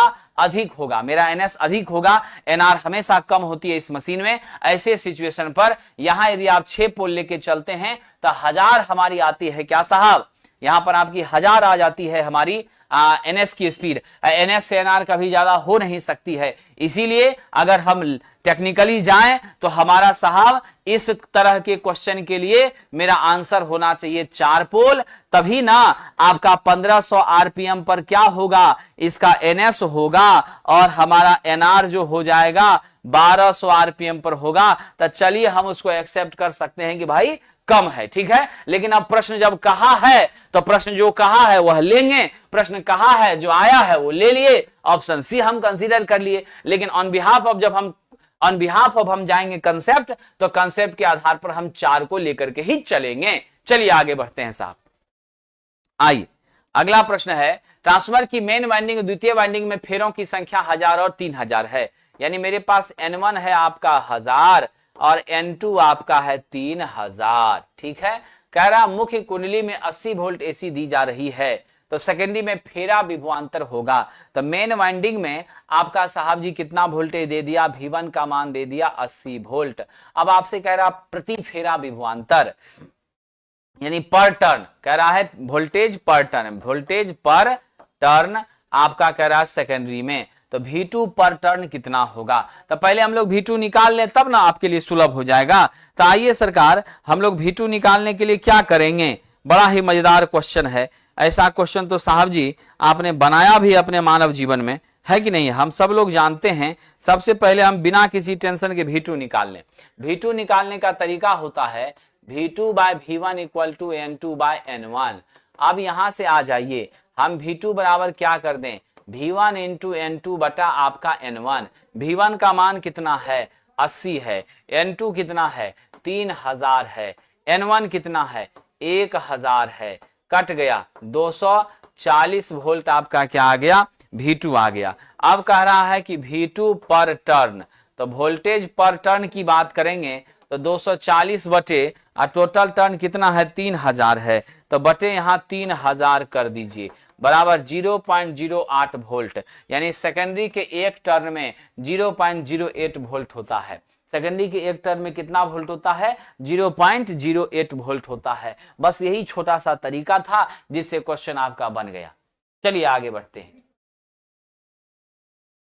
अगला है पिंजरी प्रेरण मोटर 50 हर्ट्ज की आवृत्ति की आपूर्ति के लिए बनाया गया है, 60 हर्ट्ज पर संयोजित करने पर क्या होगा। साहब आप जानते हैं कि मेरा स्पीड जो है वो समानुपाती किसके होता है, फ्रीक्वेंसी के। तो पहली बात आप देख लीजिए, F1 का मान 50 हर्ट्ज दे दिया है, F2 का मान आपको 60 हर्ट्ज दे दिया है। अब यहां से N1/N2 करिए तो नहीं हो जाएगा 50/60 यानी 5/6, यानी स्पष्ट सी बात है। आप क्या कहेंगे, 60 हर्ट्ज पर जब कर दीजिएगा तो N2 बराबर क्या हो जाएगा, N2 बराबर हो जाएगा 6/5 N1, N1 बराबर हो जाएगा 5/6 N2, है ना, क्या हो जाएगा 5/6 N2। तो हम कौन सा उत्तर दे दें, मुझे पूछ रहा N2, तो N2 हमारे N1 की 6/5 हो जाएगी। N2 N1 की कितनी हो रही है, 6/5 हो रही है। यही पूछा था, हमने डी नंबर ले लिया। लंबा चौड़ा सोचने की जरूरत नहीं है, चुटकियों में मेरा आंसर जो है बन गया। चलिए आगे बढ़ते हैं। आइए अगला प्रश्न कह रहा ऑयल ब्लास्ट कूलिंग। तो ऑयल ब्लास्ट कूलिंग में स्पष्ट सी बात है, यहां पर आप लोग किसका यूज करते हैं, ऑयल का यूज करते हैं आर्क को बुझाने के लिए। किसके लिए साहब, आर्क क्वेंचिंग के लिए, आर्क को बुझाने के लिए। तो यह जो आपका साहब जी हमारा ऑयल ब्लास्ट कूलिंग मेथड है, यह किसके लिए यूज होता है, 500 केवीए से, किसके लिए साहब, हमारे 500 केवीए तक के लिए हम इसका यूज करते हैं, इससे उच्च मान के लिए यूज करते हैं। ठीक है, 500 केवीए से उच्च मान के लिए करते हैं। यहां लेस है इसीलिए नहीं लेंगे, कौन सा लेंगे, ऑप्शन नंबर सी लेंगे, ब्लास्ट वाला 500 केवीए से ऊपर की क्षमता पर यूज किया जाता है। साहब जी ट्रांसफर शॉर्ट सर्किट टेस्ट का मुख्य उद्देश्य क्या है, शॉर्ट सर्किट टेस्ट का मुख्य उद्देश्य है कॉपर लॉस का ज्ञान प्राप्त करना, कॉपर लॉस की जानकारी प्राप्त करना। और पीसीयू आपका वेरिएबल लॉस है, I²R होता है। इसमें आप जानते हैं HV वाइंडिंग के तरफ आप क्या करते हैं, उपकरण को संपर्क करते हैं, उपकरण को जोड़ते हैं। और LV वाइंडिंग को क्या किया जाता है, LV वाइंडिंग को साहब शॉर्ट कर दिया जाता है। और ओपन सर्किट टेस्ट में हम लोग क्या करते हैं, तो ओपन सर्किट में LV की तरफ सारे उपकरण को लगाते हैं, HV को हम क्या करते हैं, ओपन कर देते हैं। मेरा सही उत्तर हो जाएगा ऑप्शन नंबर सी। कह रहा किसी स्टेप अप ट्रांसफार्मर का फेरा अनुपात, यानी साहब जी हमारे पास K का मान 10 दे दिया है, इनपुट सप्लाई आवृत्ति F जो है वो 50 हर्ट्ज है। ठीक है, आउटपुट सप्लाई आपूर्ति क्या होगी, तो साहब हम जानते हैं ट्रांसफार्मर की एक खासियत होती है कि पहला चीज या स्टैटिक डिवाइस है। कैसा डिवाइस है सरकार, स्टैटिक डिवाइस है, इसमें कोई भी रोटेशनल ऑब्जेक्ट नहीं होता। यहां पर आपका फ्रिक्शन लॉस क्या होती है, जीरो हो जाती है। और हमारी फ्रीक्वेंसी क्या होती है, यहां पर कांस्टेंट होती है। क्या होती है, फ्रीक्वेंसी कांस्टेंट होती है। हमारे फ्रीक्वेंसी के मान में कोई परिवर्तन नहीं होता है, 50 का 50 ही रहता है। और दूसरी बात यह भी याद रखिएगा, किसी भी ट्रांसफार्मर में KVA1 निश्चित रूप से KVA2 के बराबर होता है, यानी प्राइमरी का वोल्टेज करंट मेरे सेकेंडरी के वोल्टेज करंट के बिल्कुल बराबर होता है। पावर भी कांस्टेंट होती है, फ्रीक्वेंसी भी कांस्टेंट होता है, दोनों के मान में किसी तरह का चेंज बिल्कुल भी नहीं होता है। आइए आगे बढ़ते हैं साहब। दहनशील दीवार के आउटलेट बॉक्स किससे जुड़े होने चाहिए, दहनशील दीवार के आउटलेट बॉक्स जो है साहब वह निश्चित रूप से किससे जुड़े होने चाहिए, जल्दी बताइएगा। ये क्वेश्चन आप ही लोगों पर छोड़ रहा हूं। What should be the right answer for this question dear friend, ठीक है, जल्दी से आंसर दीजिएगा। क्या जवाब दे सकते हैं, दीवार की सतह पर जुड़ा होना चाहिए कि कहीं और अटैच होना चाहिए, क्या जवाब दे रहे हैं आप लोग, बहुत अच्छा बहुत अच्छा, बिल्कुल सही बात है। चलिए प्रजापति समाज के लोग भी हमारे साथ हैं और निश्चित उन्होंने सही जवाब दिया है, दीवार के सतह पर ही फ्लश कर दीजिए। दीवार के सतह पर फ्लश करना दैट मींस वहीं पर आपको क्या करना है, निश्चित रूप से ड्रिल करके उसको फिट करके सेट कर देना है, ताकि हमारा साहब उपयोग में, इंस्टॉलेशन में और बाकी चीजों में कोई समस्या हमें पैदा नहीं हो। अगला कह रहा है विद्युत वायरिंग अधिनियम का पालन, तो जितना भी इलेक्ट्रिकल वायरिंग होगी सबको साहब इंडियन इलेक्ट्रिसिटी रूल 1956 का क्या करना पड़ेगा, पालन करना ही पड़ेगा। और 1956 की अलग अलग विधाओं, अलग अलग धाराओं के आधार पर हम अर्थिंग की चर्चा करते हैं, हम साहब जी घर के अंदर के वायरिंग की चर्चा करते हैं, types of wiring, types of conductor, उसकी क्वालिटी, उसकी गुणवत्ता, उसका इंस्पेक्शन, इन सब पर हम यहां क्या करते हैं साहब, चर्चा करते हैं और उसके मानक के आधार पर हम काम करने का प्रयास करते हैं, यह ध्यान रखिएगा। 1956 विमान और जहाज और यूरोपीय देशों में विद्युत आपूर्ति की सुरक्षा की प्राथमिकता को ध्यान में देते हुए सप्लाई लाइन में क्या दिया जाता है, तो सप्लाई लाइन में 110 वोल्ट का क्या दिया जाता है, डीसी दिया जाता है, ताकि हमारी सेफ्टी और सुरक्षा बरकरार रहे, इसमें कोई शक नहीं है। ठीक है, आइए आगे बढ़ते हैं साहब। अगला प्रश्न है, कौन सा कथन एयर ब्लास्ट सर्किट ब्रेकर की एक हानि है? देखिए, एयर ब्लास्ट सर्किट ब्रेकर में तो आप एक क्या करते हैं, निश्चित रूप से कंप्रेसर का यूज करते हैं, और जो आपकी टैंक होती है वहां पर प्रेशर के साथ, दबाव के साथ हम एयर को एस्टेब्लिश करते हैं, और फिर उसी प्रेशर से हमारी आग बुझने की व्यवस्था यहां पर उत्पन्न होती है। अब ऐसे सिचुएशन पर हमारा समस्या क्या होता है साहब, एक चांसेस बनी रहती हैं। कौन सी चांसेस बनी रहती हैं? What will be the effect there be occurred? क्या हो जाएगा साहब, इसमें आग लगने की संभावना बनी रहती है। क्या होती है साहब? आग लगने की संभावना बनी रहती है। सब लोगों को मालूम है इसकी वियोजन क्षमता कितनी होती है, 7500 MVA होती है। कितनी होती है? 7500 MVA के आसपास इसकी वियोजन क्षमता होती है। वियोजन क्षमता को हमेशा मेगा वोल्ट एम्पियर में व्यक्त किया जाता है। हम लोग इसका इस्तेमाल साहब जी कितने केवी तक करते हैं, मालूम है आपका?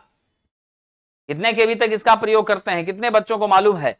हम इसका प्रयोग जो है साहब जी 1200, ये 300, 132 से लेके 400 केवी तक किया करते हैं। 132 से लेके 400 केवी तक किया करते हैं। हालांकि कई बार ऐसा होता है वियोजन क्षमता का मान जो है हम लोग जब भी लेंगे, एक छोटी सी बात याद रख लीजिएगा, वियोजन क्षमता को हम प्रायः MVA में सूचित करते हैं। मान अगर आपका कम है तो आप उसको KVA में तोड़ सकते हैं, कोई दिक्कत नहीं है, क्योंकि M का मान 10 के पावर 6 और K का मान 10 के पावर 3। ठीक है, समझ गए? K का मान 10 के पावर 3 इस रेंज में हमारा नॉर्मली हुआ करता है। तो हम लोग इसको 132 केवी से 400 केवी तक, बाकी इधर आपका 33 से लेकर के 132 केवी तक, तो अलग अलग रेंज में हम इसका प्रयोग कर सकते हैं। ये ध्यान रखिएगा। चलिए आगे बढ़ते हैं। तड़ित रोधक को फेरने के लिए निम्नलिखित में किसका उपयोग? साहब जी तड़ित रोधक को फेरने के लिए किसका प्रयोग करिएगा? वाइल लाइटनिंग अरेस्टर जो है, use for winding a lightning arrester. तो लाइटनिंग अरेस्टर आसमानी सर्ज को, आसमानी बिजली को क्या करता है? लाइटनिंग सर्ज आसमानी बिजली को, आसमानी सर्ज को क्या करता है साहब? पृथ्वी में भेजने का काम करता है, जिससे हम लोग निश्चित रूप से किसको सेव कर पाते हैं? इलेक्ट्रिकल ऑपरेटर्स और पूरी व्यवस्था को सेफ रख पाते हैं। यानी इसी को एक और नाम से जाना जाता है जो है सर्ज डायवर्टर। यानी जो आसमानी सर्ज आ रही है उसको हमने मेन लाइन पर नहीं जाने दिया, हमने भूचालक के माध्यम से कहां भेज दिया साहब? निश्चित रूप से ग्राउंड में भेज दिया, उसके पथ को डायवर्ट कर दिया, हम सेफ और सुरक्षित यहां पर रह गए। स्विचों को साहब किस एसेसरीज के रूप में? इसको कंट्रोलिंग एसेसरीज के रूप में जाना जाता है। स्विच क्या है आपकी? कंट्रोलिंग एसेसरीज है। यानी आपका स्विच ऑन हो गया तो आपकी धारा क्या हो गई?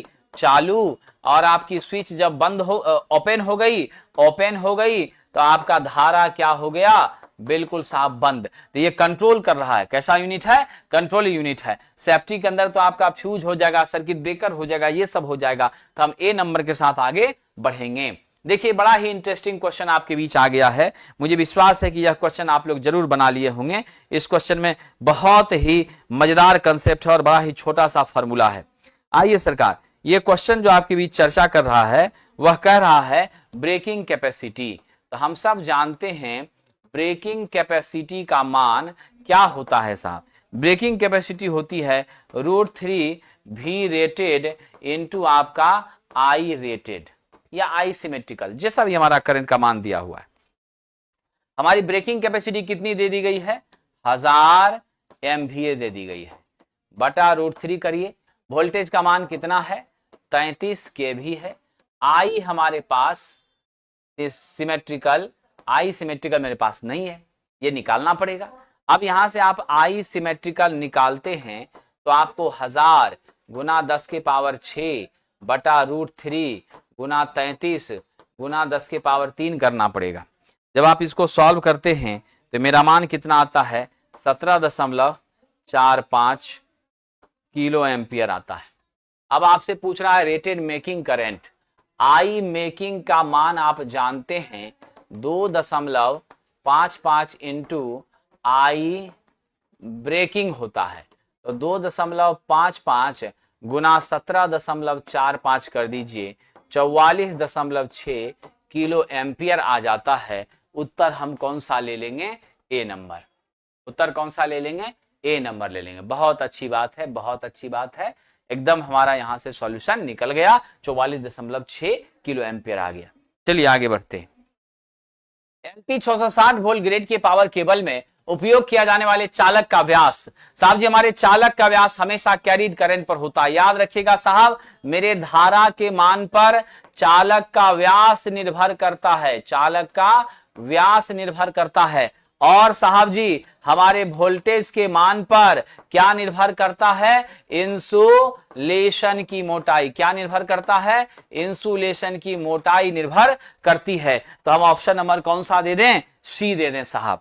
अगला प्रश्न, केबल में जोड़ लगाने और आम बिजली प्रयोजन के लिए, इलेक्ट्रॉनिक और रेडियो प्रयोजन में फ्लक्स के लिए, तो फ्लक्स के लिए किसका यूज करते हैं, रेजिन का यूज करते हैं। आप जानते हैं यह जो रेजिन है यह क्या करता है, जंग रोधी होता है, जंग लगने से बचाता है, साथ ही साथ साफ सतह की क्या करता है, सतह की सफाई कर देता है।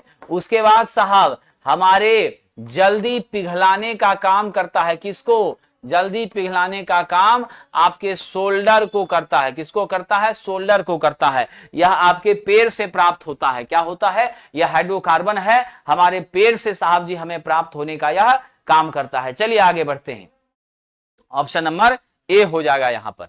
अगला है वाई एफ वाई के रूप में डिजाइन किया गया, क्या इंगित करता है। तो वाई एफ वाई जो है साहब यह क्या बताता है, जल्दी बताइए। ये क्वेश्चन बहुत हाईलाइटेड है, ठीक है साथियों, ये क्वेश्चन बहुत हाईलाइटेड है, कई बार एग्जाम में आया भी है। इस प्रश्न की चर्चा अगर हम करें तो सबसे पहले देख लीजिएगा, ए कोड रहता तो हमारा एल्युमिनियम का कंडक्टर होता, कोई कोड नहीं है, इसका मतलब कॉपर का कंडक्टर है। ये वाई जो है यह बताता है पीवीसी इंसुलेशन, क्या बताता है, पीवीसी इंसुलेशन। एफ बताता है हमारा फ्लैट आर्मर्ड, क्या बताता है, एफ फ्लैट आर्मर्ड बताता है, क्या बताता है, फ्लैट आर्मर्ड। और लास्ट वाला वाई भी क्या बताता है कि आपका पीवीसी पाउडर शीथड है, क्या है, पीवीसी पाउडर शीथड है।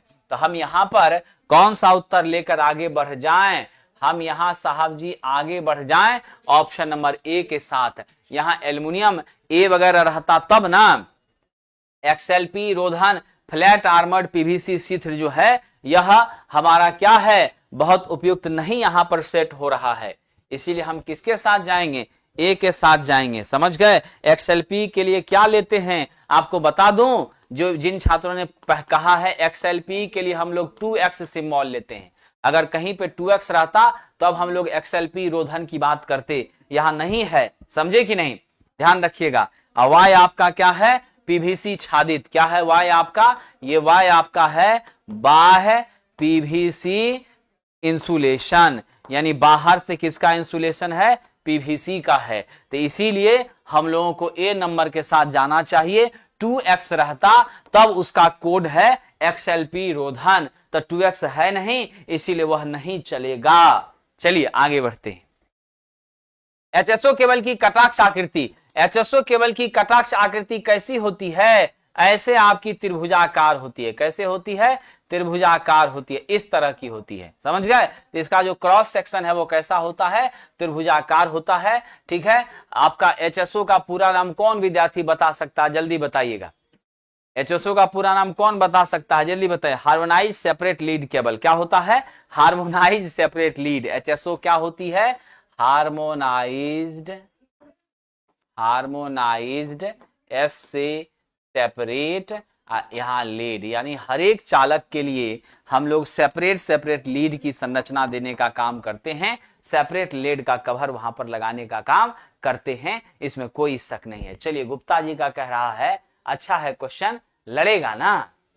पूजा जी का प्रश्न है सर आप बहुत हाई लेवल पढ़ा रहे हैं, अच्छा है क्वेश्चन लड़ेगा ना, बिल्कुल गुप्ता जी क्वेश्चन लड़ेगा, एकदम चिंता मत करिए, भरोसा रखिए, मंजिल भी मिलेगी और मन से पढ़िए क्वेश्चन भी लड़ेगा, समझे कि नहीं, भरोसा रखिए, मंजिल भी मिलेगी, मन से पढ़िए, क्वेश्चन भी लड़ेगा, और जब क्वेश्चन लड़ेगा सफलता भी मिलेगी, चेहरे पे मुस्कान भी आएगी और जीवन भी बदल जाएगा, समझ गए, चेहरे पे मुस्कान भी आएगी और जीवन भी बदल जाएगा, बस इतना ही कहेंगे। आइए अगला प्रश्न है, 500 कैंडल पावर 10 मीटर की दूरी पर स्थित है, समझ गए। तो आपके पास सीपी यानी आई का मान है मेरा साहब 500, डिस्टेंस मेरे कितना है 10 मीटर है। उसके बाद साहब जी एंगल आपका थीटा दे दिया 45 डिग्री। विद्वान साहब जरा आ जाइए, हम लोग जानते हैं इल्यूमिनेशन का क्या फॉर्मूला होता है। इल्यूमिनेशन होता है I/d² cos थीटा। बस कुछ नहीं है, इस फॉर्मूले पे डाटा पुट करके आंसर फटाफट हमको बता दीजिए। साहब जी I का मान है आपका 500, अब बटा d² कर दीजिए 10 गुना 10, अब गुना आपका cos हो गया 45 डिग्री, यानी आपका कट करके आ गया 5 गुना 1/√2, दैट बिकम्स 3.5 लूमेन प्रति मीटर स्क्वायर। हम उत्तर किसके साथ चले जाएं? Option number A, option number A. चलिए अगला प्रश्न है, सोडियम वेपर लैंप का आयनन विभव कितने बच्चों को याद है? सोडियम वेपर लैंप के लिए आयनाइज्ड पोटेंशियल हमारी कितनी होती है? इसके लिए आयनाइज्ड पोटेंशियल का मान 5.12 वोल्ट होता है, 5.12 होता है। सब लोग जानते हैं इसके द्वारा एकमात्र प्रकाश पीला मिलता है, इसीलिए इसको क्या कहते हैं? मोनोक्रोमैटिक लैंप के नाम से जाना जाता है। हमेशा इसको कैसे यूज करना है? क्षैतिज अवस्था में यूज करना है। प्रयोग कहां होता है साहब? स्ट्रीट लाइट में इसका क्या करते हैं? ज्यादा प्रयोग, लेकिन अब नहीं हो रहा है। और तो और साहब इसका CRI क्या होता है? सबसे कम होता है, मात्र आपका 23 के आसपास होता है।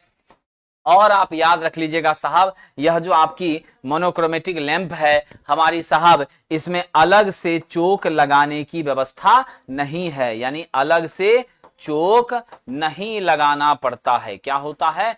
अलग से चोक नहीं लगाना पड़ता है। और यह भी एक प्रकार की क्या है? गैस डिस्चार्ज लैंप है, और सबसे स्लो भी है। पूरा प्रकाश देने में 10 से 15 मिनट का समय लगता है। क्या होता है? 10 से 15 मिनट का समय लगता है।